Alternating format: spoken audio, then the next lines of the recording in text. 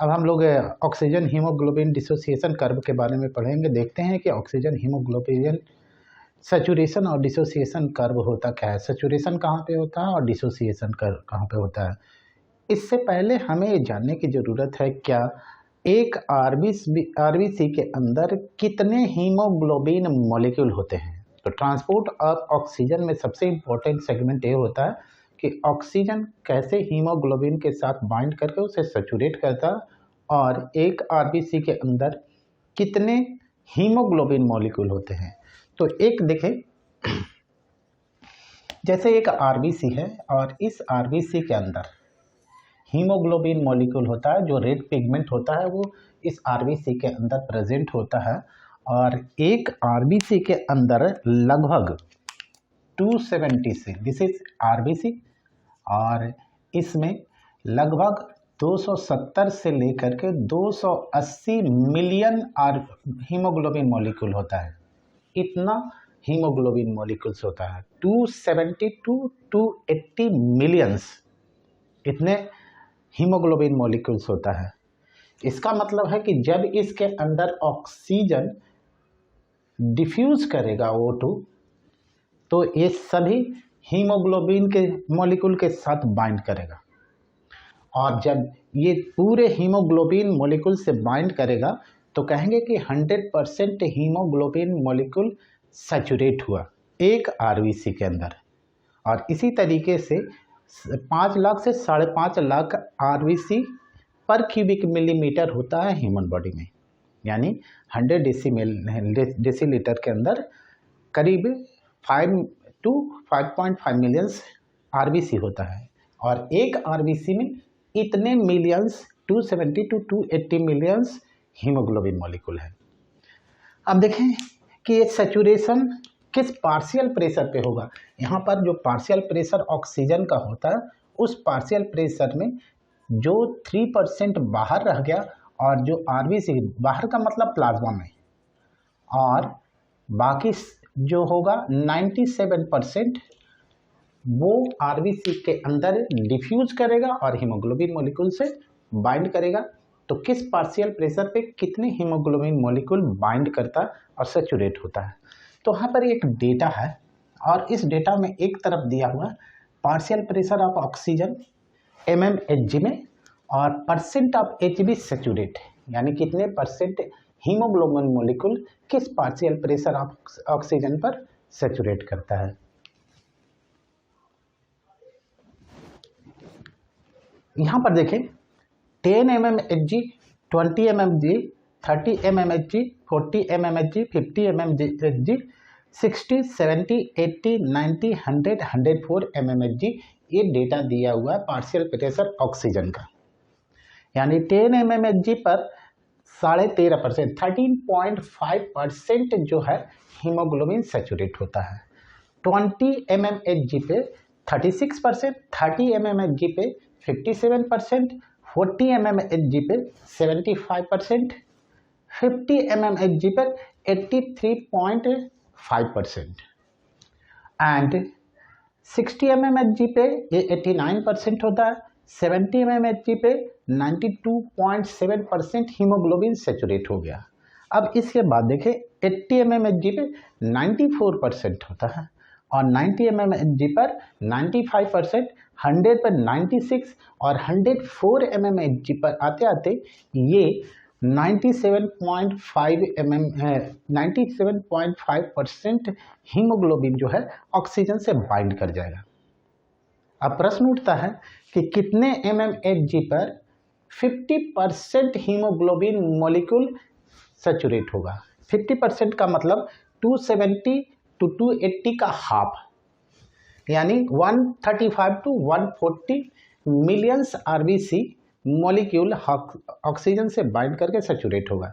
तो वो डेटा है, यहाँ पर देखें इसको इस टर्म में दिया हुआ है। इधर एक्स एक्सिस पर जो दिया हुआ पार्शियल प्रेशर ऑक्सीजन का है एंड वाई एक्सिस पर जो है पार्शियल प्रेशर जो सैचुरेशन ऑफ हीमोग्लोबिन मॉलिक्यूल है। और उसी डेटा के अनुसार ये जो डेटा दिया हुआ है, इसी डेटा के अनुसार ये ग्राफ हमने तैयार किया, हाइपरबोला तैयार किया है यहाँ पर देखिए 20 mmHg पर 35%, यहाँ पर 20 mmHg पर 35%, जो यहाँ पर दिया हुआ 36%, सॉरी यहाँ 36% होगा, ये 36% सेचुरेट होगा, ऐसे दिया है। ठीक उसी तरीके से यहाँ पर 28 mmHg पे, यानी 28 mmHg 30 से पहले, इस पर 50% हीमोग्लोबिन मॉलिक्यूल ऑक्सीजन से सेचुरेट होता है, ऑक्सीजन से बाइंड करता है, जिसे हम लोग P50 कहते हैं। यहाँ पर देखिए ये लिखा हुआ P50, यानी जिस पार्शियल प्रेशर पे 50% हीमोग्लोबिन मॉलिक्यूल ऑक्सीजन से बाइंड करके सेचुरेट हो जाता है, तो उसे हम लोग कहते हैं P50। यहाँ लिख दें partial pressure of oxygen at which 50% of Hb saturated by oxygen, OT, तो इसे हम लोग P50 कहते हैं।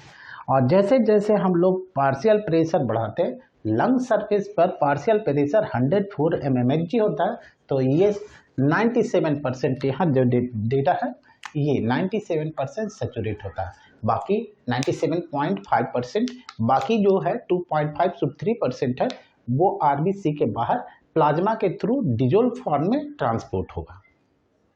तो ये ऑक्सीजन हीमोग्लोबिन सेचुरेशन है।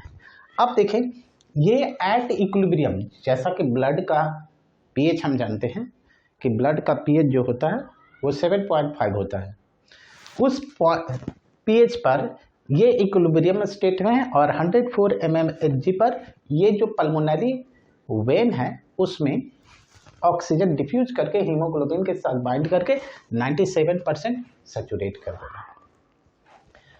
अब अगर यहाँ पीएच चेंज हो, या ऑक्सीजन का पार्शियल प्रेशर चेंज हो, या CO2 का कंसंट्रेशन या CO2 का पार्शियल प्रेशर चेंज हुआ, तब कैसे ये चेंज होता है, ये ग्राफ किसकी ओर मूव करेगा। अगर ये ग्राफ इस तरफ लेफ्ट की ओर, इसके लेफ्ट की ओर अगर मूव करता है, तो यहाँ सैचुरेशन कर्व दिखाएगा, यानी इस सैचुरेशन वाले एक्सिस वाई एक्सिस की ओर ये मूव करेगा। अगर इधर की ओर मूव करता है, इस इक्विलिब्रियम वाले ग्राफ के राइट में जो इक्विलिब्रियम ग्राफ है, इसे सिग्मोइड कर्व कहेंगे। दिस इज सिग्मोइड कर्व, यानी एस शेप्ड है, इसलिए सिग्मोइड कर्व कहते हैं। तो इसके अगर राइट मूव करता है, तो इसका मतलब है कि यहाँ पर पीएच जो है वो 7.4 से कम हो रहा है, तभी ये राइट की ओर मूव करेगा। यानी दो ग्राफ और बना ले, एक हम लोग ऐसे बना लें,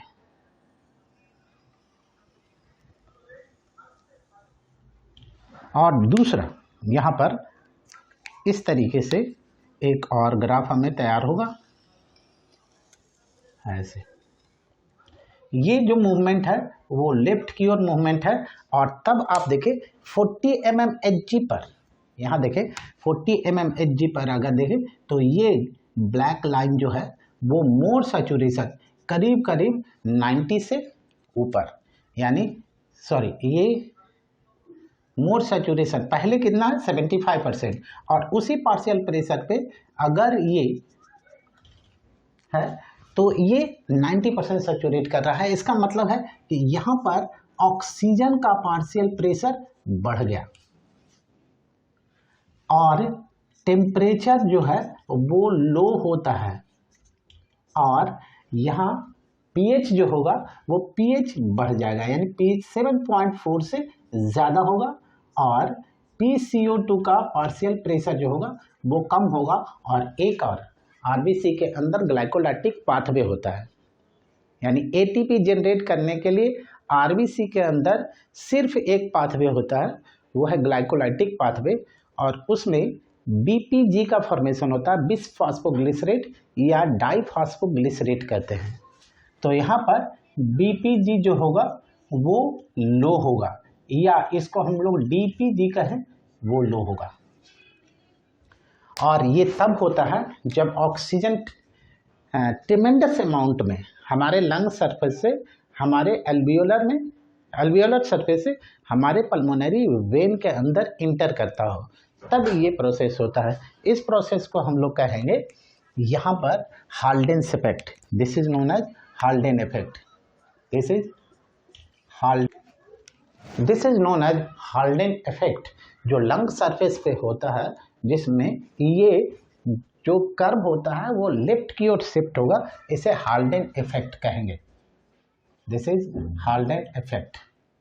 और इस कर्व को कहेंगे कि ये लेफ्ट की ओर मूव कर गया, लेफ्ट शिफ्ट।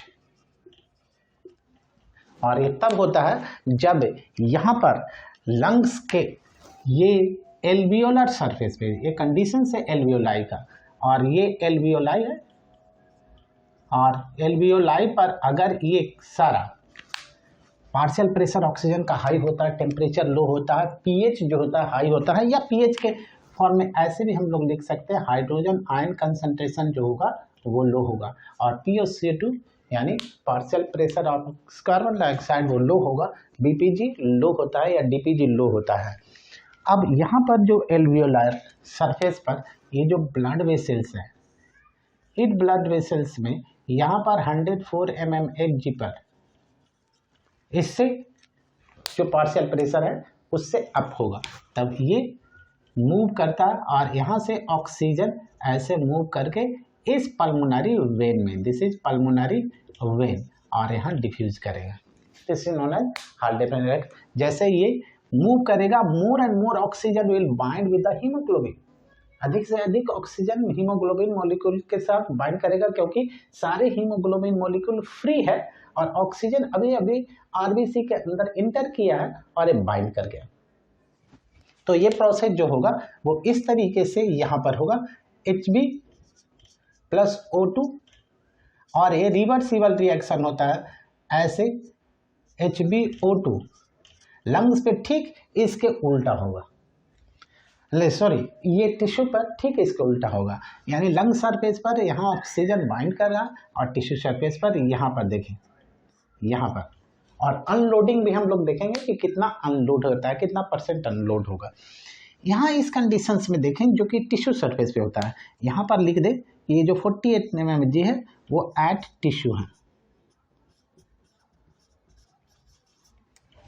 यानी टिश्यू जब इनएक्टिव स्टेट में हो, इनएक्टिव का मतलब हम लोग उससे ज़्यादा यूज नहीं कर रहे हैं, उसमें एक्सरसाइज करके हमें उसका एक्टिवनेस बढ़ाना रहे, तो इसको हम लोग कहें इनएक्टिव।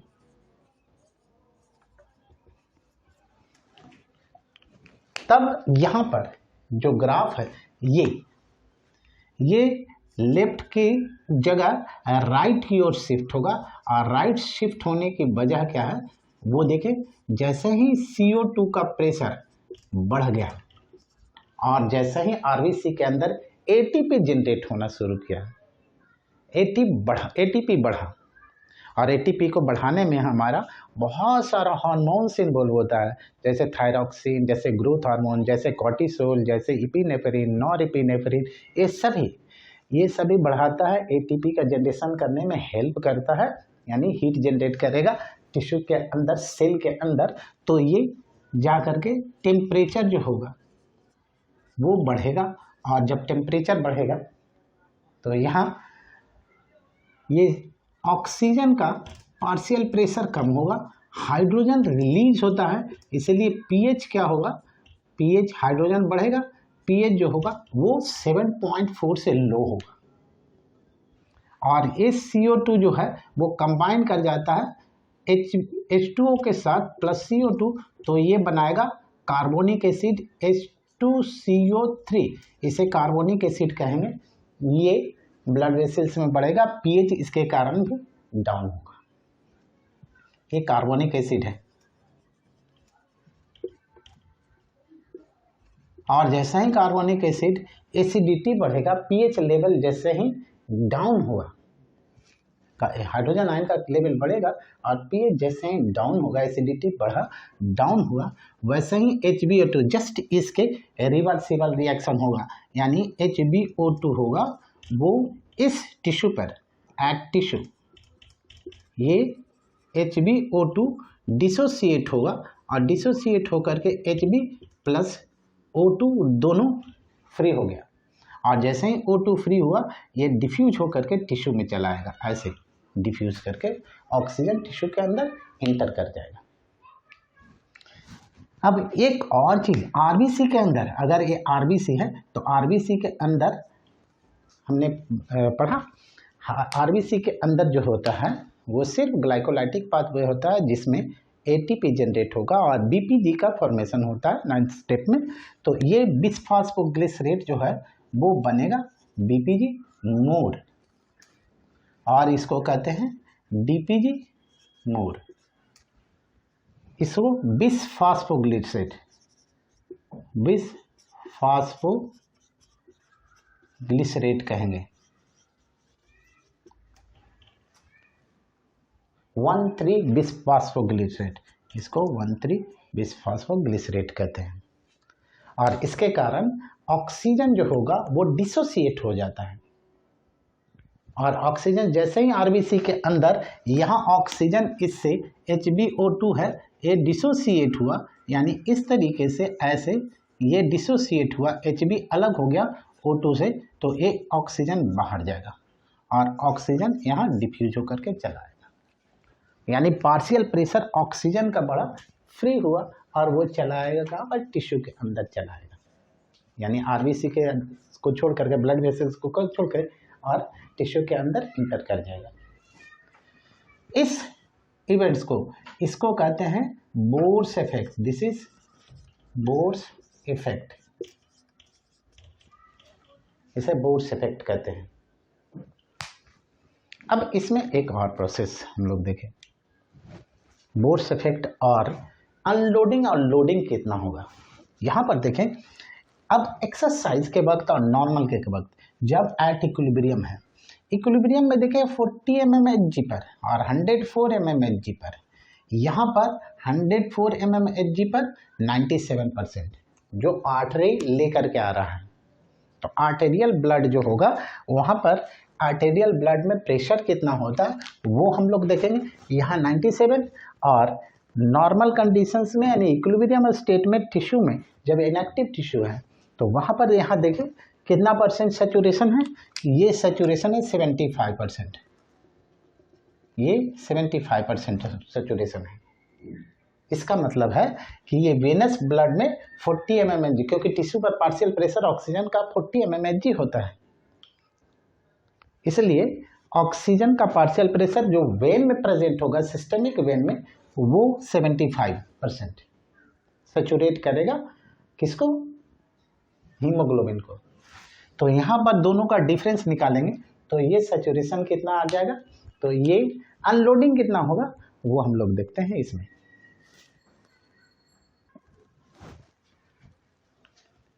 यहाँ पर आर्टेरियल वेन है, ये आर्टेरियल ब्लड है, और आर्टेरियल ब्लड को हम लोग AB लिख दें और वेनस ब्लड को VB। तो नॉर्मल एट इक्विलिब्रियम वाले, यानी ग्रीन वाले लाइन में देखें, एट इक्विलिब्रियम,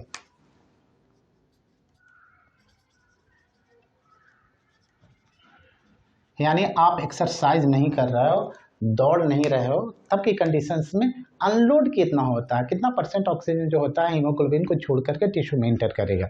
तो यहाँ पर देखें पार्शियल प्रेशर टिश्यू पर ऑक्सीजन का जो पार्शियल प्रेशर होता है, यहाँ एल्वियोलाई पर हमने देख लिया है, तो यहाँ पर एल्वियोलर सरफेस पर देख लिया, और यहाँ हम लोग देखें एट टिश्यू सरफेस पे पार्शियल प्रेशर ऑक्सीजन का जो होता है वो 40 mmHg है। तो यहाँ हम लोग देखें कि आर्टेरियल ब्लड में कितना परसेंट सैचुरेट होता है, 98% Hb सैचुरेट होता है, और जब वेनस ब्लड में जब वो डिलीवरी करके आएगा टिश्यू को ऑक्सीजन, उसके बाद कितना बचेगा, 40 mmHg पर प्रेशर बच जाता है जो वेनस ब्लड को रिटर्न करेगा, और ये है 75% Hb सैचुरेटेड। इन दोनों का डिफरेंस निकालें तो ये दोनों कितना आ जाएगा, 22%। ये 22% अनलोड हुआ, अनलोड Hp, अनलोड ऑक्सीजन कितना है तो ये अनलोड ऑक्सीजन हो गया हमारा 22%, O2 अनलोडेड।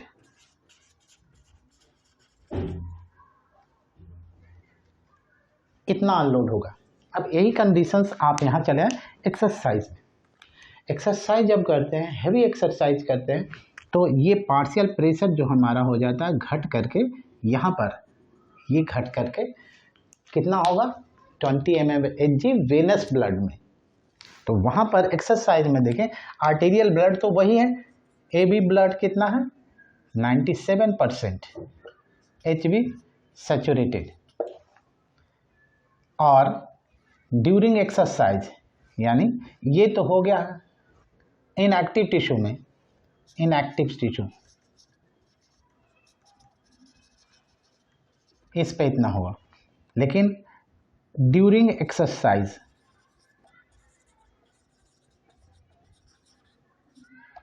PO2 जो होता है वो 20 mmHg होता है इन वेन, सिस्टेमिक वेन।